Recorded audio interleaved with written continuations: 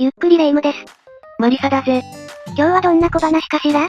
みんな大好きロレックスマラソンだぜ。最近ちょくちょく行ってるわよね。頑張ってるのぜ。今年も残りわずかだから焦ってるのぜ。値上げ前に買いたいのよね。それで今回はどこのエリアなのかしら？新宿と池袋だぜ。大都会ね。新宿は人混みが多くて苦手なんだぜ。方向音痴にも優しくない街よね。そうなんだぜ。何度迷子になったかわからないのぜ。どうせ買えなかったと思うけど聞いてあげるわ。レ夢ムは優しいから大好きなのぜ。この番組は時計の小話の提供でお送りします。腕時計に興味がある人やロレックス好きはチャンネル登録をお願いします。励みになるのでよろしくお願いするぜ。ゆっくりしていってね。新宿に正規店は何店舗あるのかしら？ 3 店舗あるぜ。3店舗もあるなんてさすが大都会ね。1店舗も正規店がない県もあるからな。そう思うとすごいわね。3店舗とも放店したのかしら？いや、歴史や新宿店は抽選予約制だから抽選に当たらないと買えないぜ。そうだったわね。毎週申し込みしてたわね。そうなんだぜ。毎週外れて落ち込んでるわよね。気を取り直して話を進めましょ。レ夢ムがどん底に突き落としたのぜ。反省するわよ。放店したのは平日の昼過ぎだな。最初に行ったのは京王新宿店に行ったぜ。どんなお店なのかしら？京王新宿店は今は整理券制になってるな。整理券制？名前と電話番号を登録して順番が来たら呼んでもらうんだ。並んで待つんじゃないのね。着いたのが13時半頃だったんだけど、44人待ちだったな。そんなに待ってる人がいたのね。だいたい4時間待ちと言われたな。4時間待ち？ 4 時間待ったからって必ず購入できるとは限らないんでしょ？買えない確率の方が圧倒的に高いと思うぜ。さすが新宿は訪れる人も多いのね。だから予約だけして高島屋新宿店にある正規店に行くことにしたぜ。高島屋にもあるのね。駅の反対側にあるから行くのに少し時間がかかるな。方向音痴だしね。高島屋は行った時に5組並んでたぜ。44組待ちと聞いた後だと少なく感じるわね。もしかしたら穴場なのかしら？穴場というより回転効率が良い感じかな？回転効率？言葉を変えると捌くのが早いんだな。5組待ちだったんだけど、待ち時間は、10分ぐらいだな。それは高回転ね。店内では3組ほど応対してくれてたな。応対はどうなの？初めてのご来店ですか？って聞かれたので久々に来ました。と言ったら、名前と希望モデルを登録する。と言われたぜ。希望モデルの登録。次回以降放店した際に担当が変わってもスムーズに応対ができるようにするため。って説明してくれたぜ。それで登録はしたのかしら？登録したぜ。そしたら在庫確認してきますと言って在庫確認に行ってくれたぜ。早いわね。余計な会話は省くスタイルだったぜ。店内はそんなに広くないんだけど、真ん中の柱に展示品があるから見ながら一周してたら販売員さんが戻って待ってたぜ。キビキビとした動きね。面白かったのは、他の販売員さんも同じぐらいのタイミングで戻ってきてお客さんに、在庫はございませんでした。って言ってたんだ。3人切りね。みんなで仲良く撃沈したのぜ。私が入店する時には後ろに4組並んでたんだぜ。10分の間に4組並んだのね。そうなんだ。だから穴場というより捌きが早いんだな。それぐらい早く捌かないと行列になってしまうわね。行列ができると他のテナントさんにも迷惑がかかったりするからな。販売員さんにもプレッシャーがかかってるのかもしれないわね。そうだな。とりあえず希望モデルを登録したからな。一歩前進ってことかしら？でも、京王の待ち時間まではまだだいぶあるわね。そうだな。移動や並びの時間含めても30分ぐらいだから待ち順はまだまだ先だったな。どこかで時間を潰してたのかしら？まだ時間は全然あるから池袋に行ったぜ。ここで池袋に移動したのね。そうだな。まだ3時間半ぐらいあるからな。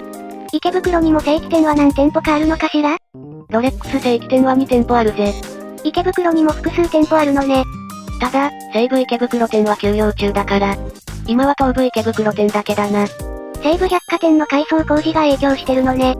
東武百貨店の6階8番地にあるぜ。西武が休業してる仕込んでたのかしら？一組並んでただけだったな。意外と並んでなかったのね。たまたまタイミングが良かったのかもな。平日だったしね。すぐに入れるかと思ったけど、20分ほどかかったな。予想外ね。前に並んでた人が提案を受けてたのかしら？前に並んでた人は夫婦で並んでたんだけど、自分が並んでから5分ぐらいで入店したぜ。雰囲気としては待たされてた印象はあったな。じゃあ、そこから15分待ったのね。そうだぜ。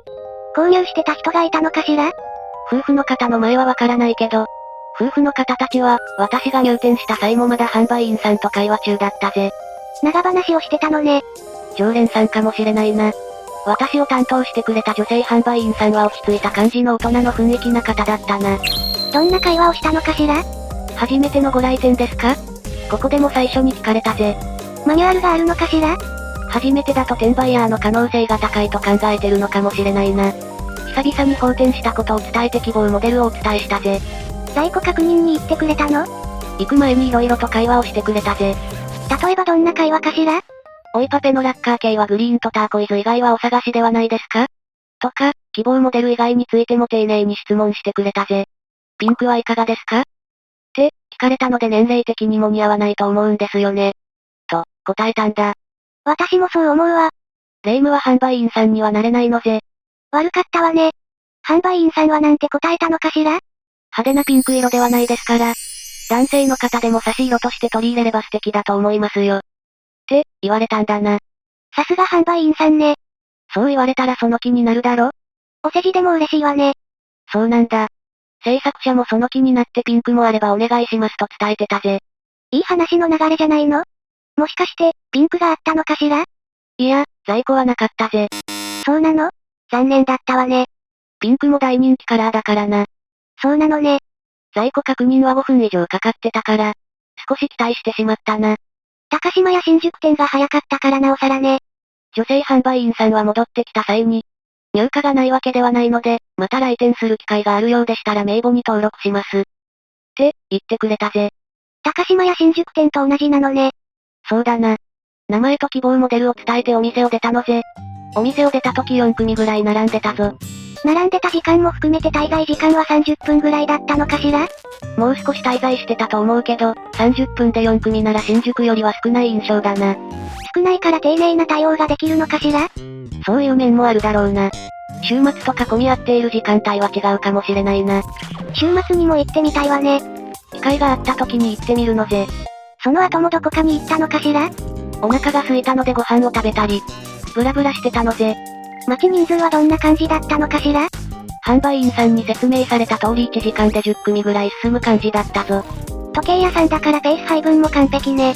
最終的に説明された4時間ぐらいだったから、ペース配分はあるかもしれないな。無計画じゃ入店前に時間切れもあるわよね。並ぶ方も目安がある方が待ちやすいしな。そうよね。時間がない時はキャンセルの判断も早くできて助かるわよね。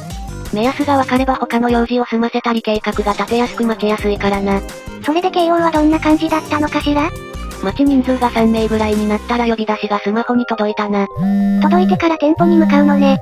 呼び出しから15分が経過すると自動でキャンセルになってしまうから、ある程度順番が近づいてきたら慶応の近くで待機した方が安全だな。4時間待っててキャンセルになってしまったら辛いわね。時間には余裕を持って15分前行動なのぜ。いい心がけだわ。応対は男性店員さんがしてくれたのぜ。イケメンさんかしら？少し若い感じのイケメン店員さんだぜ。4時間待った甲斐があるわね。私ならもう買えなくても満足だわ。若いけど言葉遣いもしっかりしてたし距離感の取り方がうまいと感じたぜ。立つ位置かしら？そうじゃなく、会話の距離感だぜ。敬語で落ち着いた話し方だけど、よそよそしくなく親近感を感じる距離感だな。サービスレベルが高いのね。ここでも初めてのご来店ですか？って聞かれたので久しぶりですと答えて、オイスターパーペチュアルのグリーンとターコイズを探していることを伝えたぜ。流れは同じなのね。展示品にターコイズがあったのでショーケースまで案内してくれたな。親切ね。ショーケースにはピンクも展示されていて、慶応でもピンクはどうですか？って聞かれたぞ。ピンクが似合うように見えるのかしら？なんかピンクも候補に思えてきたな。影響されやすい性格ね。他にも今持ってる腕時計の話や追いパペが欲しい理由など聞かれて答えたぜ。在庫確認には行ってくれたのかしら？在庫確認にも行ってくれたぜ。結果はどうだったの？もちろんなかったぜ。予想通りだわ。まあ、そうだよな。最近入荷してないと言ってたぜ。慶応でも名前と希望モデルを登録したぜ。ここでも？もしかしたら全部そうなの？そんなことはないぞ。今回放店した店舗は全て同じ系列店なんだな。系列店？販売代理店が同じなんだ。だからシステムが同じなのね。そうだぜ。実はネットで最近希望モデルが登録制になったのを知ってたので、今回は登録してもらうのが目的だったんだぜ。そうなの？登録すると買いやすくなるの？そこはわからないけど来店記録は残していると思うんだ。何回目の来店か把握してるかもしれないのね。ぶっちゃけ初めて行って買えるとは思ってないのぜ。やっぱり難しいのかしら？私が販売員なら売らないし、店長なら売らないように言うのぜ。面識がないから本当に欲しい人か転売ヤーか判断できないだろ？私なら制作者には売らないけど、イケメンさんには売ってしまうわ。霊夢は面接で落ちるのぜ。毎回同じ販売員さんが担当してくれるわけでもないから。販売員さんもお客さんの顔を覚えるのは大変だと思うぜ。販売員さん側から見たらたくさん訪れるお客さんの中の一人だものね。お客さんも毎日来る人もいれば、1ヶ月に1回ぐらいの人もいるはずだぜ。数回接客したぐらいじゃ忘れちゃうわ。だからタブレットに登録してもらえば初めてではないことは分かってもらえるのぜ。なるほどね。登録するために最初に初めてですか？って聞いていたのかもしれないわね。そうだと思うぜ。放店回数まで記録しているかはわからないけど、少なくともいつ発来店してるかは把握できるからな。希望モデルもわかるからいつから探しているかもわかるわね。だから登録してもらうのは第一歩だぜ。ここからがスタートなのね。そうだと思っているぜ。今回行った店舗の感想はどうだったのかしら？同じ系列の販売店でも全然違ってたな。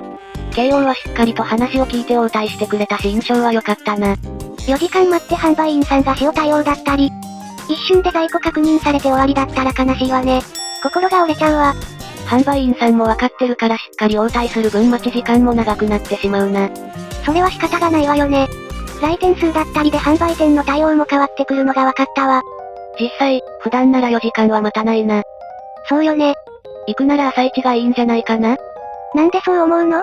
朝一なら順番待ちも少ないと思うし、少しの時間なら待つし1時間ぐらいなら、その間に高島屋に行くのもありだと思うぜ。なるほどね。予想だけどな。今度、朝一で行ってみるのぜ。頑張ってね。霊夢も一緒に行ってみるか？私は寝るのに忙しいから無理ね。一人でも頑張るのぜ。今回の小話はいかがでしたか？今後もロレックスマラソンは続けるのぜ。話の続きが気になったり参考になったと思う人がいましたら、チャンネル登録&高評価、お願いします。動画も少しずつですが増えてきたので、もう一本見ていただけたら嬉しいです。ご視聴ありがとうございました。